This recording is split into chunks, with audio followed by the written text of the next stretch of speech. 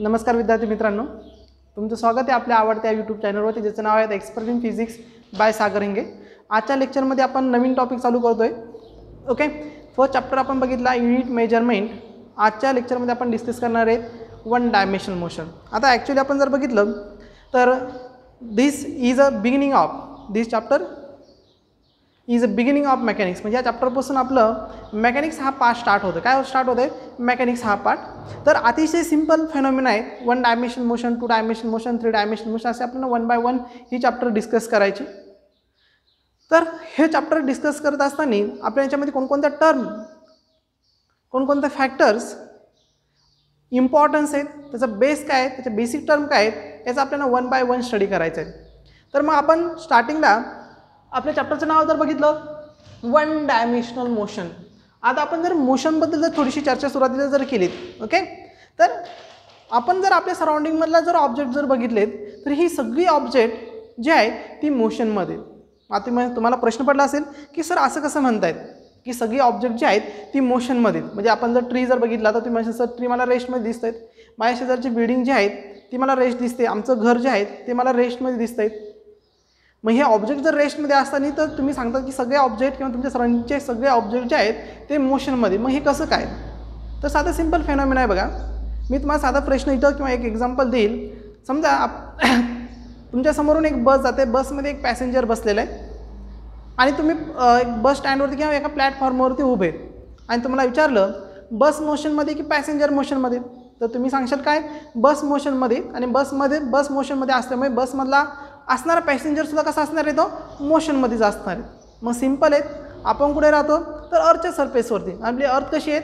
मोशनमध्ये। Okay, आणि अर्थचा जर साधारण स्पीड जर घेतला तुम्ही तर 1800 किलोमीटर पर हावर्स एवढा लार्ज स्पीड आपल्या अर्थचा।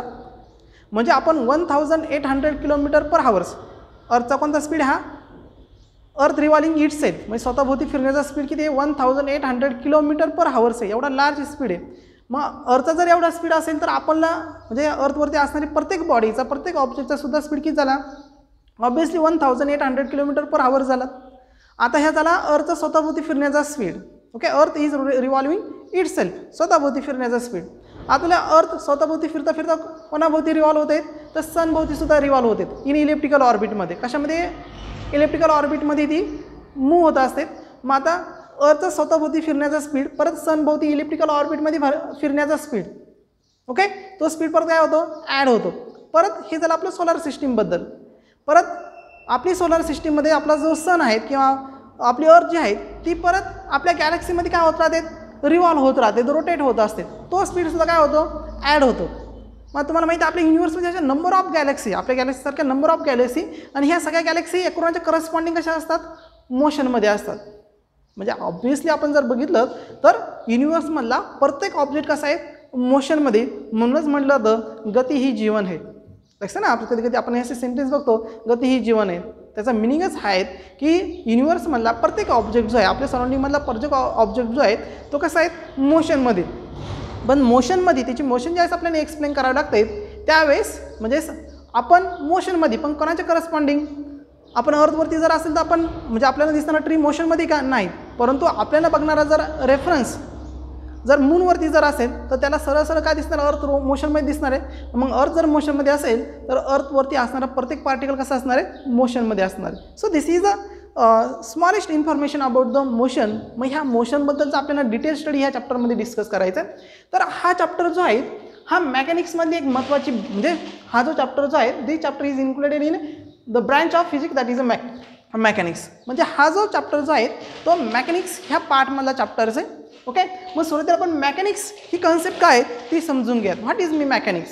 मग मॅकॅनिक्स ह्या फिजिक्सच्या ब्रँचमध्ये आपण कसला स्टडी करतो ते आपण सुरुवातीला समजून घेणं गरजेचं आहे। तर बघा, mechanics is a branch of physics which describe the condition of object is in motion or rest. म्हणजे एखादा ऑब्जेक्ट रेस्टमध्ये आहे की मोशनमध्ये आहेत हे डिस्क्राईब करण्यासाठी आपण ज्या ब्रँचचा यूज करतो किंवा तिथं ज्याचा स्टडी केला जातो त्या ब्रँचला म्हणलं जातं मॅकॅनिक्स। म्हणजे एखादा ऑब्जेक्ट मोशनमध्ये आहे की तो रेस्टमध्ये आहे, मग त्याच्या कंडिशन काय आहे रेस्टच्या, त्याच्या कंडिशन काय आहे मोशनच्या, हा सगळा स्टडी ज्या ब्रँचमध्ये केला जातो त्या ब्रँचला म्हणलं जातं mechanics. So simple definition of mechanics मी असं म्हणेल the branch of physics, the branch of physics which deals with study of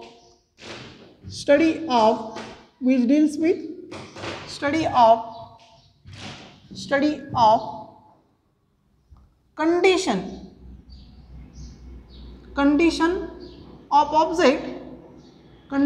of object is in a motion or rest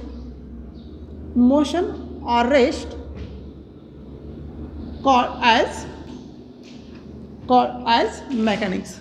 So simple definition, this is a definition of mechanics. ही झाली तुमची मेकॅनिक्सची definition.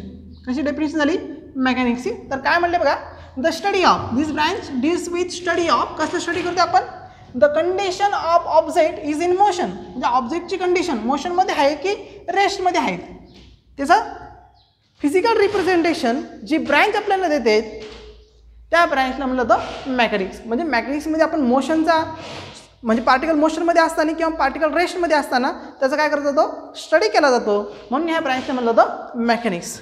मग या मेकॅनिक्सचे काही सब types आहेत. Okay, मग सब types of mechanics असं म्हणेल मी, सब types किंवा सब ब्रांचेस ऑफ मेकॅनिक्स, मग मेकॅनिक्सच्या कोणकोणत्या ब्रांचेस आहे हे आपण इथं समजून घेणं गरजेचं आहे. Okay, that is a branches of mechanics. मग याच्यामध्ये पहिली ब्रांच आहे बघा मेकॅनिक्सची, दॅट इज अ स्टॅटिक्स. कोणती ब्रांच आहे, स्टॅटिक्स. पहिली ब्रांच आपण इथं बघणार स्टॅटिक्स. तर सुरुवातीला स्टॅटिक्स म्हणजे काय ते आपण समजून घेऊयात. What is mean by the static, static कशाला म्हणायचं. ओके, मग आता स्टॅटिक्स याला आपण रेस्ट असंही म्हणतो, स्टडी असंही म्हणतो, किंवा पार्टिकल जिथं स्टडी असतो इक्विलिब्रियमला असतो किंवा रेस्ट असतो. मग पार्टिकल रेस्टमध्ये असताना, इक्विलिब्रियमला असताना किंवा स्टडी असताना त्याचा केला जाणारा स्टडी, म्हणजेच पार्टिकल ज्या रेस्टमध्ये असेल किंवा तो इक्विलिब्रियमला असेल किंवा स्टडी असेल, मग पार्टिकल स्टडी असताना रेस्टमध्ये असताना त्याचा स्टडी ज्या ब्रँचमध्ये केला जातो त्या ब्रँचला म्हणलं जातं statics. Okay, so I simply say that definition, the branch of physics, काय म्हणते बघा, द ब्रँच ऑफ मेकॅनिक्स असं म्हणूयात, the branch of mechanics which deals with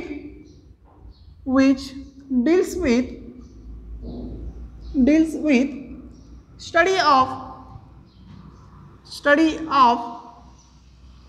of rest or equilibrium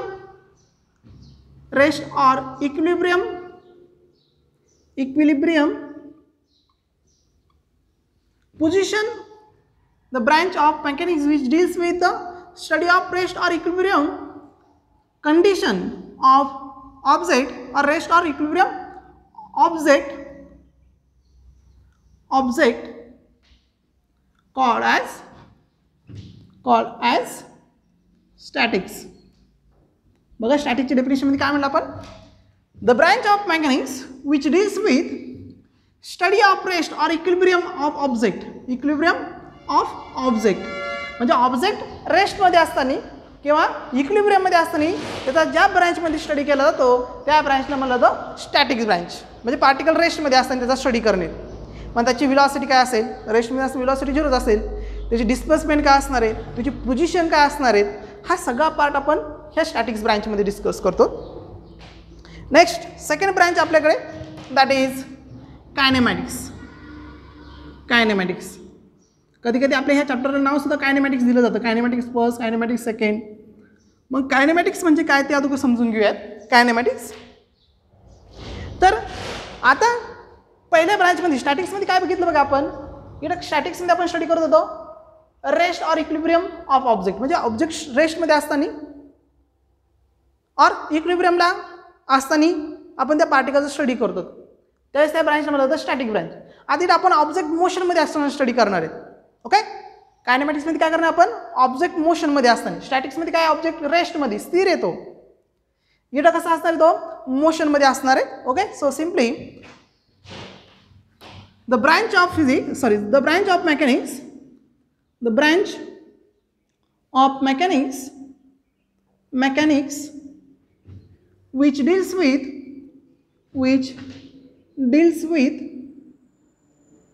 study of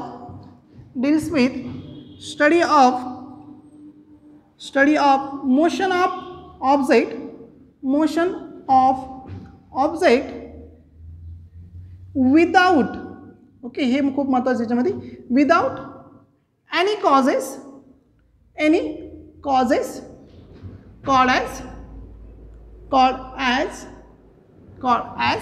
kinematics. Okay, बघा कायनेमॅटिक्स मध्ये आपण पार्टिकलच्या मोशनचं study करणार आहे. म्हणजे पार्टिकल मोशनमध्ये असणार, म्हणजे त्याला व्हेलॉसिटी असणार, त्याचं ॲक्सेलरेशन असणार आहे. मग या ॲक्सेलरेशन किंवा व्हेलॉसिटी ही जे पॅरामीटर आहेत मोशन ज्यावेळेस पार्टिकल मोशनमध्ये असताना, तर ह्या पॅरामीटरवरती होणारा अफेक्ट जो आहे तो आपण इथं कन्सिडर करत नाहीत. एक्सटर्नल अफेक्ट जो असेल, एक्सटर्नल रेजिस्टिव्ह फोर्स असेल, तिथे ॲक्ट होत असेल, त्याने व्हेलॉसिटी डिक्रीज होत असेल किंवा ॲक्सेलरेशन डिक्रीज होत असेल, हा जो फेनॉमिना जो आहे तो इथं आपण कन्सिडर करत नाही. म्हणजेच काय म्हणलं होतं, the branch of mechanics which deals with study of motion of particles, motion of object without any causes, म्हणजे त्या पार्टिकलवरती होणारे एक्सटर्नल अफेक्ट याचा आपण इथे विचार करत नाहीत. म्हणजे व्हेलॉसिटीवरती समजा एक्सटर्नल फॅक्ट अफेक्ट करत असेल त्याचा आपण इथे विचार करणार नाही. ओके, मग त्या ब्रँचला म्हणलं होतं कायनेमॅटिक्स.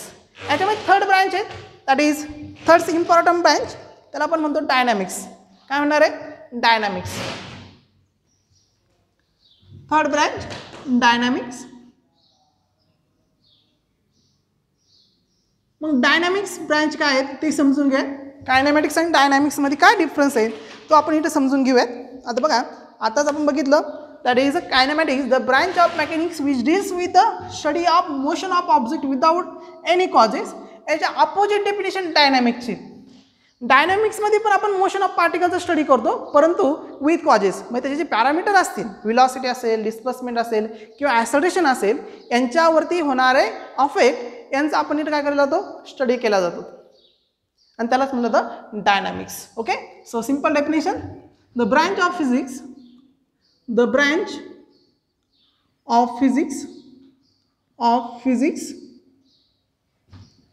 which deals, sorry, physics म्हणजे mechanics, the branch of mechanics which deals with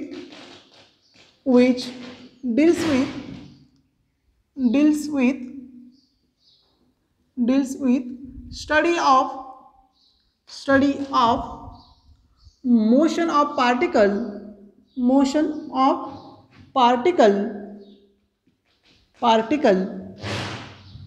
with causes called as dynamics. म्हणजेच व्हेलॉसिटी, ॲक्सेलरेशन जे पॅरामीटर मोशनची त्या पॅरामीटरवरती होणारे एक्सटर्नल इफेक्ट याचा स्टडी आपण ज्या ब्रँचमध्ये केला त्याला म्हणलं जातं डायनॅमिक्स. एकदम सिंपल आहे बघा. कायनेमॅटिक्स आणि डायनॅमिक्समधला फरक जर समजून जर घेतला तर कायनेमॅटिक्समध्ये आपण मोशन पार्टिकलचा मोशनमध्ये असताना स्टडी करतो, परंतु विदाउट एनी कॉजेस, आणि इथे काय करतो, with causes. Okay, so this is a phenomena about, or it is a basic term of one dimension or mechanics. मॅकॅनिक्सच्या काय झाल्या, बेसिक टर्म झाल्या.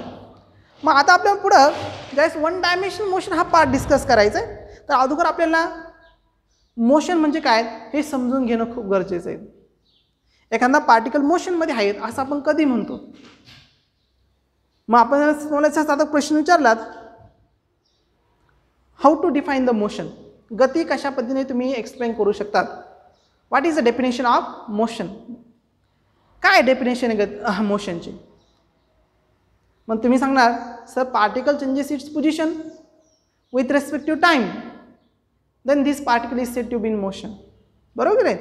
मग म्हणजे एखादा पार्टिकल मोशनमध्ये आहे हे कशावरून ठरवतो, जर तो पार्टिकल टाईमनुसार त्याची पोझिशन जर चेंज करत असेल तर. म्हणजे साधं सिंपल काय, समजा T1 ह्या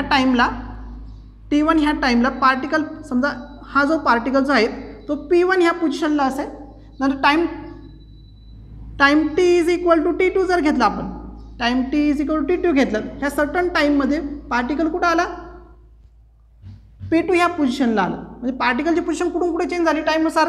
टाईम T1ला तो P1ला होता, टाईम T2ला कुठं आला तो P2ला, म्हणजे त्याची पोझिशन काय केली चेंज केली. म्हणजेच हा जो पार्टिकलचा आहे इथे हा कसा आहे मोशनमध्ये आहे असं पण म्हणतो जनरली.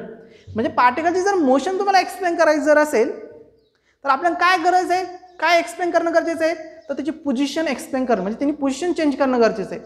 मग तुम्हाला अगोदर पोझिशन म्हणजे काय हे नोन असणं गरजेचं आहे. What is a position, it is a vector quantity or scalar quantity, ह्याबद्दलचा इन्फॉर्मेशन आपण आता ह्या नेक्स्ट पॉईंटमध्ये डिस्कस करूयात. तर आपला पुढचा पॉईंट आहे दॅट इज द पोझिशन.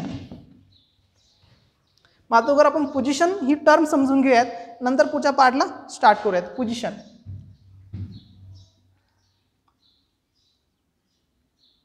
आता पोझिशन कशा पद्धतीने आपल्याला डिफाईन करता येईल ह्या अगोदर इनिशियली आपण समजून घेऊयात, नंतर मग पुढे जाऊयात. आता बघा आपण एक साधारण सिंपल अगोदर मी तुम्हाला एक एक्झाम्पल देतो, ह्या एक्झाम्पलद्वारे तुम्हाला पोझिशन आपण समजावून घेऊयात.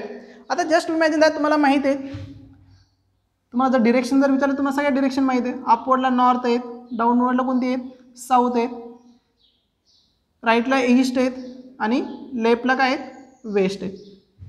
ओके, हे झालं तुमच्या डिरेक्शन. मग आता असं ॲझ्युम करा की ओ हा पार्टिकल आहे. ओके, हा ओ पार्टिकल इथे सेंटरला आहे आणि ह्या ओ पार्टिकलची पोझिशन 3 ऑब्झर्वर एक्सप्लेन करणार आहे. ओके, किंवा याची इन्फॉर्मेशन 3 ऑब्जेक्ट तुम्हाला देणार आहे, 3 ऑब्झर्वर देणार आहे. पहिला ऑब्झर्वर त्याला आपण ए ऑब्झर्वर म्हणूयात आणि ए ऑब्झर्वरपासून हा जो ऑब्जेक्ट जो आहे त्याची आपल्याला इन्फॉर्मेशन पाहिजे, तो ऑब्जेक्ट सपोज 3 मीटर एवढ्या डिस्टन्सवरती. नंतर दुसरा ऑब्झर्वर आहे त्याला आपण बी ऑब्झर्वर म्हणूयात, त्यापासून हा जो ऑब्जेक्ट जो आहे तो 4 मीटरवरती. आणि नंतर आपण तिसरा ऑब्झर्वर घेऊया त्याला सी म्हणूयात आणि ह्या तिसऱ्या ऑब्झर्वरपासून हा ऑब्जेक्ट जो आहे तो 5 मीटर एवढ्या डिस्टन्सवरती. किती डिस्टन्सवरती आहेत 5 मीटर. ओके, मग आता तुम्हाला जर ए ऑब्झर्वर ओ या पॉईंटची इन्फॉर्मेशन कशी सांगेल बघा. मग ए ऑब्झर्वर काय म्हणेल, a observer he simply say that, a observer काय म्हणणार आहे, a observer he simply say that the point O is at 3 meter distance किंवा is at 3 meter distance away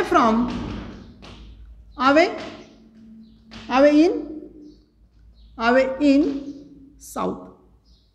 बरोबर नाही, हे ऑब्जेक्ट काय सांगणार आहे, पॉईंट ओ जो आहे तो ह्या ए ऑब्झर्वरपासून, पॉईंट ओ जो आहे तो ए ऑब्झर्वरपासून किती डिस्टन्सवरती आहे 3 मीटर एवढ्या डिस्टन्सवरती. कोणत्या डिरेक्शनला आहे, साऊथला आहेत. Okay, the point O is at 3 metre distance away in south. असं कोण सांगेल तुम्हाला, ए ऑब्झर्वर ओ पॉईंटची बद्दलची इन्फॉर्मेशन सांगेल. बी ऑब्झर्वर काय सांगेल बघा, बी ऑब्झर्वर काय सांगेल, बी ऑब्झर्वर तुम्हाला सांगेल the point O is at 4 metre distance away in, कुठे येईल बी पासून इकडे ह्या डिरेक्शनला, म्हणजे कोणत्या डिरेक्शन येईल, अवे इन साऊथ. लक्षात आलं.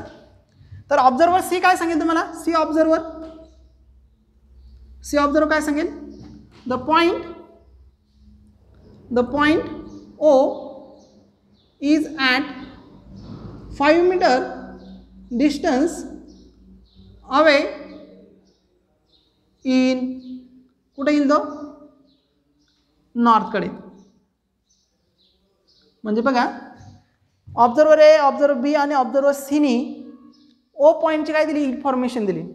मग ओ पॉईंटची इन्फॉर्मेशन देत असताना तिने काय सांगितलं, त्याचं लोकेशन सांगितलं, तो किती डिस्टन्स होती 3 मीटर एवढ्या डिस्टन्सवरती, आणि काय सांगितलं त्याची डिरेक्शन सांगितली.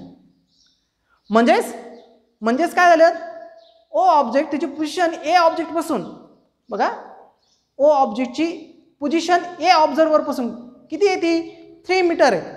पोझिशन किती आहे तिची 3 मीटर. कोणत्या डिरेक्शनला आहे, साऊथला आहे. बी ऑब्झर्वर काय सांगतोय, पॉईंट ओ हा बी ऑब्झर्वर पासून 4 मीटर एवढ्या डिस्टन्सवरती कोणत्या साईडला आहे तो, वेस्टला आहे. कोणत्या साईडला आहे, वेस्टला आहे. तर सी ऑब्झर्वर काय सांगतोय, तर पॉईंट ओ हा सी पासून 5 मीटर एवढ्या डिस्टन्सवरती कोणत्या डिरेक्शनला आहेत, अपवर्डला, नॉर्थला आहेत. म्हणजेच ए ऑब्झर्वर, बी ऑब्झर्वर आणि सी ऑब्झर्वर ओ ह्या पॉईंटची पोझिशन रिप्रेझेंट करतायत. मग पोझिशन रिप्रेझेंट करत असताना ते कशा कशाचा उल्लेख करतायत, तर त्याची लोकेशन, त्याचं डिस्टन्स आणि त्याची डिरेक्शन. मग याच्यावरून आपण सिम्पली पोझिशनची डेफिनेशन राईट करू शकतो बघा. मग पोझिशनची डेफिनेशन काय येईल ते आपण आता राईट करूयात. Definition of position. आता ह्या एक्झाम्पलवरून आपल्याला असं लक्षात येतं की पोझिशन अशी एक क्वांटिटी आहे, position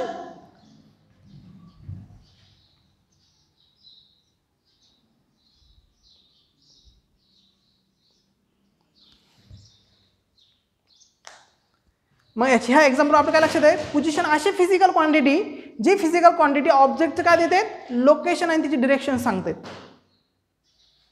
okay, the physical quantity which describe the location and position of location and direction of object.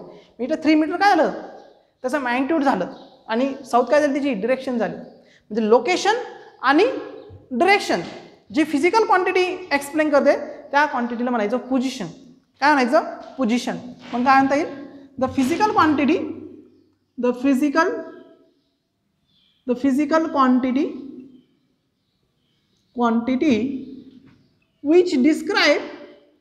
which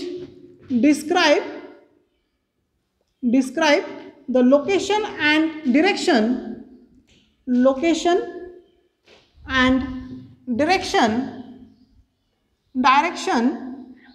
of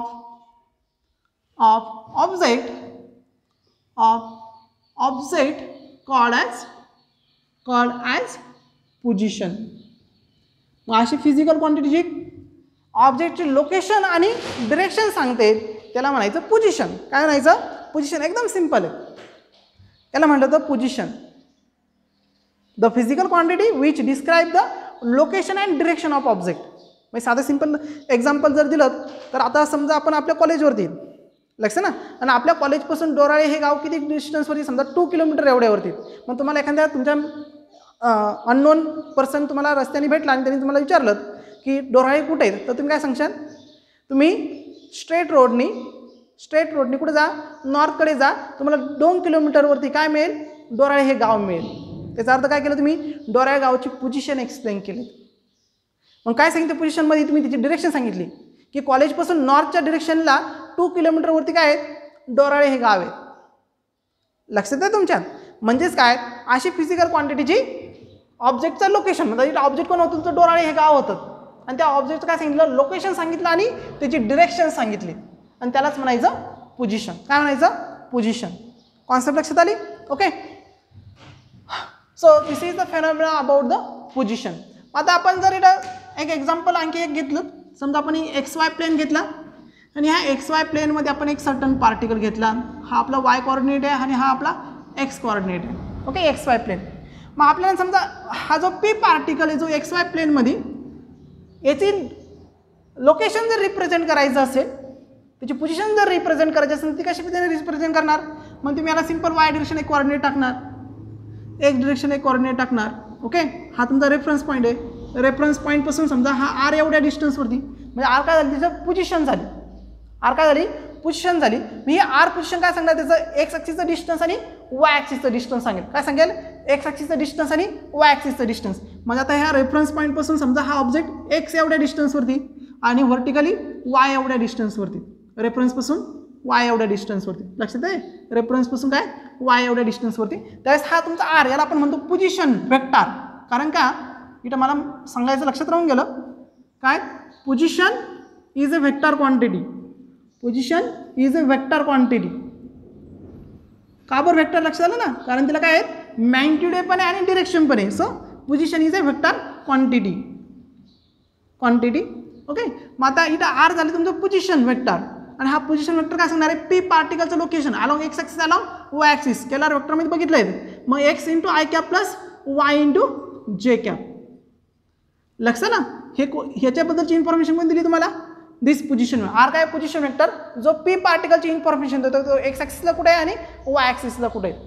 हे जर आपण 3 डायमेन्शनमध्ये जर बघितलं, म्हणजे 3 coordinate system X Y Z 3 कोऑर्डिनेटमध्ये जर बघितलं तर 3 कोऑर्डिनेटमध्ये in 3 coordinate this position vector R bar काय येईल मग, X I cap plus Y J cap plus Z K cap. आणि आर काय येईल तुमचा हिअर, असं म्हणता येईल आपल्याला R bar is a position vector. का नाही झालं मग पोझिशन वेक्टर, ज्याचा बऱ्याच ठिकाणी तुम्हाला यूज होईल. ओके, आरला काय नाही पोझिशन वेक्टर. बघा, पार्टिकलची मोशन स्टडी करत असताना त्याची पोझिशन समजून घेणं खूप गरजेचं आहे. मग पोझिशन म्हणजे काय, तर आपण ही या कॉन्सेप्टद्वारे तुम्हाला समजून सांगितली. पार्टिकलची पोझिशन आपण कशा पद्धतीने एक्सप्लेन करू शकतो. ओके, म्हणजे असं आपल्या मोशनमध्ये पार्टिकल आहेत, कधी म्हणू शकतो, तर particle changes its position with respect to time. मग पोझिशन नेमकी काय आहेत, तर ते आपण ह्या पार्टमध्ये समजून घेतलं. आता आणखी कोणता एक फॅक्टर जो आहे जो मोशनसाठी, म्हणजे मोशन त्याच्यावरती डिपेंड्स आहे, त्या पार्टला म्हणलं जातं फ्रेम ऑफ रेफरन्स. काय म्हणलं जातं, फ्रेम ऑफ रेफरन्स. आता हा फ्रेम ऑफ रेफरन्स काय आहे ते अगोदर समजून घेऊयात, आणि मग एखादा पार्टिकल मोशनमध्ये आहे की रेस्टमध्ये आहेत हे आपण नंतरच्या पार्टमध्ये समजून घेऊयात. Okay, frame of reference. आता बघा, फ्रेम ऑफ रेफरन्स म्हणजे काय किंवा फ्रेम ऑफ रेफरन्स आपण का बरं स्टडी करतोय ते अगोदर समजून घेऊयात. आता साधा सिंपल एक्झाम्पल घेऊयात. समजा तुम्ही माझ्यासमोर बेंचवरती बसलेले आणि तुमच्या बेंचवरती काय आहेत, एक बुक आहे. ओके, किंवा तुमची नोटबुक आहे. तर ही नोटबुक तुम्ही तुम्हाला विचारत ती रेस्टमध्ये की मोशनमध्ये, मग तुम्ही काय सांगशाल. ओके, तुमच्या समोरची नोटबुक जी आहे ती कशी आहे, रेस्टमध्ये. का बरं, कारण तुम्ही बघितल्यानंतर किंवा तुमच्यानुसार ती नोटबुक कोणत्या प्रकारची पोझिशन टाईमनुसार चेंज करत नाही. म्हणजे 12 वाजता ती तिथंच आहे, 12 वाजून 5 मिनिटांनी तिथंच आहे, 12 वाजून 10 मिनिटांनी ती तिथंच आहे, 12 वाजून 15 मिनिटांनी तिथंच आहे, जोपर्यंत तुम्ही तिच्यावरती कोणत्या प्रकारचा फोर्स लावत नाही, तिला साईडला करत नाही तोपर्यंत. म्हणजेच तुमच्या रिस्पेक्टिव्ह किंवा आपल्या अर्थच्या रिस्पेक्टिव्ह तुमची नोटबुक तिची पोझिशन चेंज करते का, नाही. म्हणून ती कशी आहे, रेस्टमध्ये. क्लिअर आहे. पण आता मी जर असं विचारलं, ती जर नोटबुक तुमच्याऐवजी तुम्ही मूनवरती गेलेत, आता कसे गेलेत तो वेगळा पार्ट आहे. ओके, तर तुम्ही कुठे गेले आता, मूनवरती, आणि मूनवरून काय बघताय, ती नोटबुक तुम्ही बघतायत. मग मला सांगा, आता ज्यावेळेस तुम्ही नोटबुक ही मूनवरून बघणार आहे, त्यासाठी तुम्ही टेलिस्कोपचा यूज करणार आहे, हाय रिझॉल्विंग पॉवरचा टेलिस्कोप तुम्ही यूज करणार आहे, आणि तुम्हाला नोटबुक कुठे दिसते, तुमच्या बेंचवरती दिसते. तर माझा क्वेश्चन असा आहे, तुम्ही आता मूनवरती तुम्हाला ती रेस्टमध्ये दिसेल की मोशनमध्ये दिसेल, तर ऑब्वियसली कशी दिसणार, ती मोशनमध्ये. कारण का, तुमचा फ्रेम ऑफ रेफरन्स चेंज झाला. मग फ्रेम ऑफ रेफरन्स नेमकी काय, का बरं ती मोशनमध्ये दिसली, कारण मी तुम्हाला याच्या अगोदर एक्झाम्पल दिलं होतं. ज्यावेळेस पॅसेंजर बसमध्ये बसलेला असतो आणि बस मोशनमध्ये असते, त्यावेळेस पॅसेंजर पण मोशनमध्ये असतो आणि बससुद्धा काय असते, मोशनमध्ये असते. हे कोण सांगू शकतो, प्लॅटफॉर्मवरती बसलेला पर्सन जो ती बस ऑब्झर्व करतोय. तसंच आता आपण, म्हणजे तुमचा फ्रेम ऑफ रेफरन्स कुठे, मूनवरती, आणि अर्थ कशी आहे, मोशनमध्ये. म्हणजे अर्थवरचा प्रत्येक पार्टिकल कसा असणार आहे, मोशनवरती. मग नोटबुक जरी तुमच्या रिस्पेक्टिव्ह रेस्ट आहे, पण मूनवरती बसलेल्या व्यक्तीच्यानुसार कशी ती मोशनमध्ये. म्हणजे इथं कॉन्सेप्ट कशाचा होतो, चेंज कशानुसार होतो, फ्रेम ऑफ रेफरन्सनुसार. कॉन्सेप्ट कशानुसार चेंज होतो, फ्रेम ऑफ रेफरन्सनुसार. म्हणजेच तुम्ही जर घेतलात, 2 रेफरन्स घेतलेत, एक रेफरन्स अर्थवरती, तो काय सांगतोय, नोटबुक रेस्टवरती, आणि दुसरा रेफरन्स कुठे घेतला, मूनवरती, तो काय सांगतोय, नोटबुक कशी आहेत, मोशनमध्ये. म्हणजे याच्यासाठी तुम्हाला फ्रेम ऑफ रेफरन्स खूप गरजेचं आहे. म्हणजे एखादं ऑब्जेक्ट मोशनमध्ये आहे की रेस्टमध्ये आहे हे डिस्क्राईब करण्यासाठी, हे सांगण्यासाठी आपल्याला फ्रेम ऑफ रेफरन्सची गरज पडते.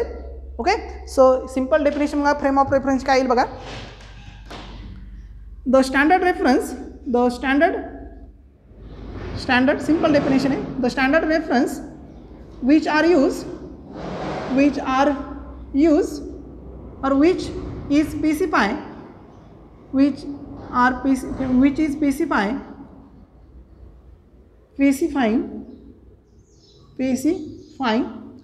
the object in rest or motion.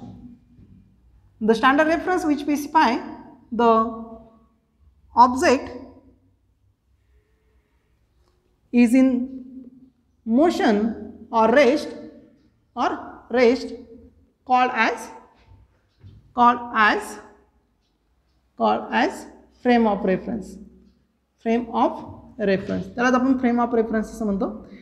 Newton's law of मोशनमध्ये परत हा कॉन्सेप्ट आपण डिटेलमध्ये डिस्कस करणार आहे.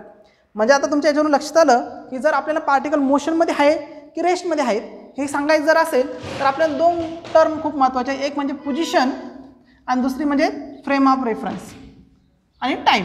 ह्या तीन टर्मवरती पार्टिकलची मोशन किंवा तो पार्टिकल रेस्ट आहेत की मोशनमध्ये आहेत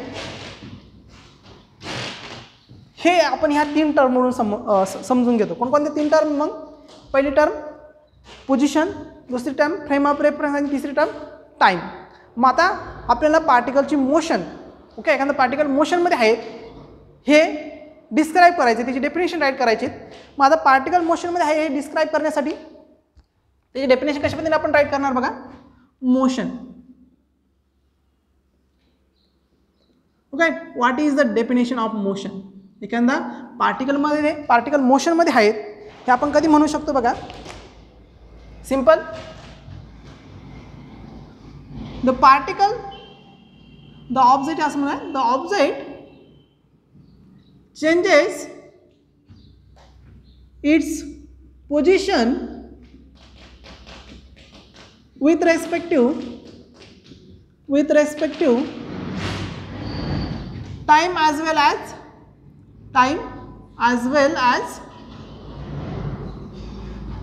the object changes its position with respect to time as well as frame of reference,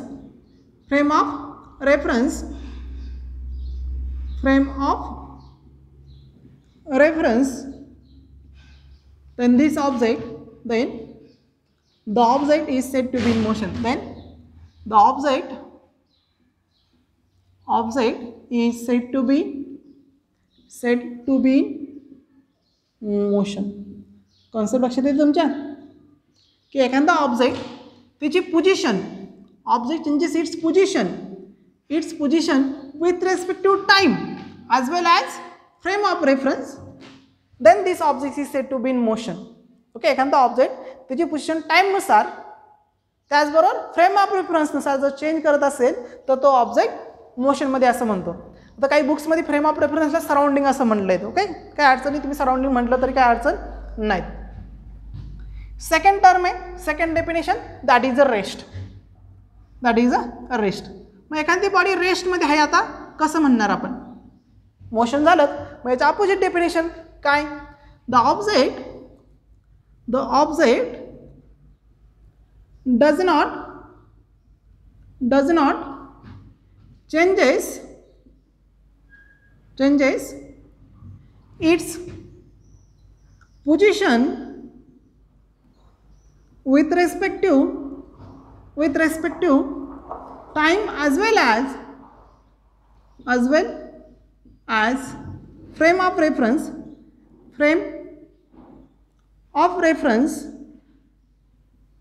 then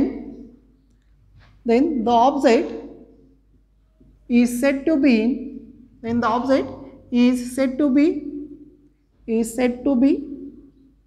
in rest. तो ऑब्जेक्ट त्यावेळेस रेस्टमध्ये आहे असं आपण म्हणतो. मग त्यासाठी आपण एक साधं सिंपल एक्झाम्पल घेऊयात बघा की फ्रेम ऑफ रेफरन्स ऑब्जेक्ट रेस्टमध्ये आहे की मोशनमध्ये आहे आपण कसं ठरवतो बघा. म्हणजे मोशन आणि रेस्ट ह्या रिलेटिव्ह टर्म आहे. काय रिलेटिव्ह टर्म आहे. मग त्यासाठी मी एक सिंपल एक्झाम्पल देईल तुम्हाला ट्रेन माहीत आहे, ट्रेनची टॉर्ली पण माहीत असेल. ओके, त्याला आपण डबा असं म्हणतो. हां, ओके. मग आता आपण एक ट्रॅक घेऊयात. हा ट्रॅक आहे. ओके, आणि ह्या ट्रॅकवरती तुमची ट्रेन मूव्ह होते. फॉरवर्ड डिरेक्शन ट्रेन काय राहिले, मूव्ह राहिले. इथं एक ऑब्झर्वर आहेत, इथं काय एक सर्टन ऑब्झर्वर आहेत.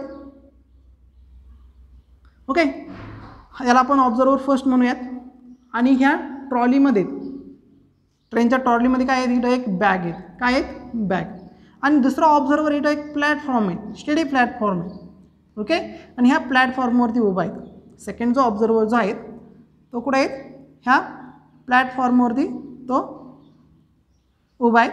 ओके, हा पहिला ऑब्झर्वर. हा कुठे आहे तर ट्रॉलीमध्ये. दुसरा ऑब्झर्वर कुठे आहे, सेकंड ऑब्झर्वर कुठे आहेत, प्लॅटफॉर्मवरती. आता आपण पहिल्या ऑब्झर्वरवरून सर जाऊयात. साधं सिंपल आहेत. जस्ट इमॅजिन दॅट तुम्ही बसमध्ये बसलेले आहेत आणि तुमच्या शेजारी बॅग आहेत. लक्षात ना, तर बस मोशनमध्ये, बस मूव होते, बस मोशनमध्ये. त्यावेळेस ऑब्झर्वर फर्स्ट कसं असणार आहे, मोशनमध्ये. म्हणजे त्याचा फ्रेम ऑफ रेफरन्स कसा झाला, मोशन. त्याला दिसणारी बॅग कशी दिसेल, मग बॅग मोशनमध्ये दिसेल की रेस्टमध्ये दिसेल. तुम्ही बसमध्ये बसलेले, बस चालू आहेत आणि तुमच्या शेजारी तुमची बॅग आहे, ती मोशनमध्ये की रेस्टमध्ये, तर ऑब्व्हियसली तुमच्यानुसार कशी ती रेस्टमध्ये. कशी आहेत, रेस्टमध्ये. म्हणजे ऑब्झर्वर 1 नुसार बॅग कशी आहेत, रेस्टमध्ये. कॉन्सेप्ट लक्षात आहे तुमच्या. आता सेकंड ऑब्झर्वरकडे जाऊयात. आता सेकंड ऑब्झर्वर काय बघतोय, पूर्ण ट्रॉली मूव होताना बघतोय. म्हणजे ट्रॉलीमध्ये बसणार हा पॅसेंजर आणि ही बॅग, त्याला काही दिसणार आहेत, मोशनमध्ये दिसणार आहे. म्हणजे बघा, 2 रेफरन्स आपण इथे घेतलेत. एक रेफरन्स मोशनमध्ये घेतला, त्यावेळेस तो बॅग कशी बघतोय, रेस्टमध्ये असताना बघतोय. आणि दुसरा ऑब्झर्वर जो आहे त्याला बॅग कशी दिसते, त्याला बॅग, पहिला ऑब्झर्वर बॅग रेस्टमध्ये दिसते, दुसऱ्या ऑब्झर्वरला बॅग कशी दिसणार आहे तर मोशनमध्ये दिसणार आहे. याचा फ्रेम ऑफ रेफरन्स काय आहे, रेस्ट आहे. याचा फ्रेम ऑफ रेफरन्स काय आहे, फ्रेम ऑफ रेफरन्स काय पहिल्याचा, रेस्ट आहे. काय आहे, रेस्ट. आणि ट्रॉली ही जी मोशनमध्ये, हिचा फ्रेम ऑफ रेफरन्स कसा आहे, फ्रेम ऑफ रेफरन्स कसा आहे, मोशनमध्ये. तर ह्याला ही बॅग कशी दिसते, रेस्टमध्ये दिसते. तर ह्या ऑब्झर्वरला ही बॅग कशी दिसते, मोशनमध्ये दिसते. लक्षात आलं तुमच्या टर्म. म्हणजेच रेस्ट आणि मोशन ह्या काय आहे, रिलेटिव्ह टर्म आहे. तर पहिलं लेक्चर आपलं हे बेसिक पार्ट आहे 1 डायमेन्शन मोशनचा. तर मग 1 डायमेन्शन मोशनच्या स्टार्टिंगला आपण कोणकोणते कन्सेप्ट समजून घेतल्यात. तर 1 डायमेन्शन मोशन हा मेकॅनिक्समधला मेकॅनिक्समधली एक ब्रँच आहे. मग मेकॅनिक्स काय आहेत, त्याच्या सब ब्रँचेस काय आहेत, पोझिशन ऑफ ऑब्जेक्ट म्हणजे नेमकी काय, हा सगळा पार्ट आपण 1 बाय 1 आजच्या लेक्चरमध्ये समजून घेतला. पुढच्या लेक्चरमध्ये आपण types of motion, distance, displacement, speed, velocity हा पार्ट आपण काय करणार आहे, एक्सप्लेन करणार आहेत. ओके, तर मग आपण आता पुढच्या लेक्चरमध्ये पुढचा कॉन्सेप्ट बघूयात.